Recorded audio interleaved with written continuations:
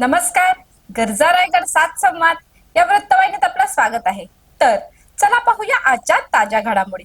सौ मना नेने कन्या विद्यालयात आषाढी एकादशी निमित्त भक्तिमय दिंडी सोहळा. आषाढी एकादशीच्या पावन पर्वानिमित्त पेड येथील सौ मना नेने कन्या विद्यालयात आयोजित करण्यात आलेल्या पारंपरिक दिंडी सोहळ्याने संपूर्ण परिसर विठ्ठलमय झाला. ज्ञानोबा माऊली तुकाराम विठ्ठल विठ्ठल जय हरी विठ्ठल अशा अखंड नामगजराने विद्यालय परिसर भक्तिरसात न्हाऊन निघाले. या दिंडीत विद्यार्थिनींनी वारकरी संप्रदायाचा पारंपरिक वेश परिधान करून सर्वांचे लक्ष वेधून घेतले.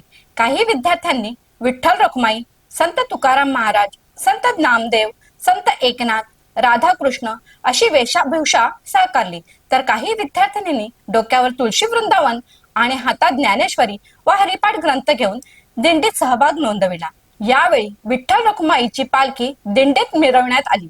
टाळ मृदुंगाच्या गजरात आणि अभंगाच्या सुरावटीत निघालेल्या या दिंडीने भक्तिमय वातावरणाची निर्मिती केली.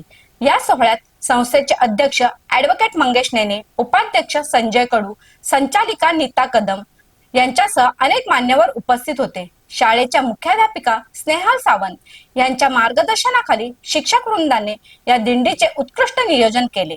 आषाढी एकादशीचे औचित्य साधत वारकरी परंपरेची ओळख नव्या पिढीपर्यंत पोहोचवण्याचा हा उपक्रम सर्वांच्या कौतुकाचा विषय ठरला. तर अशाच अनेक ताज्या घडामोडी पाहण्यासाठी गरजा रायगड सात संवाद या वृत्तवाहिनीला सबस्क्राईब करून बेल आयकॉनवरती क्लिक करा. धन्यवाद.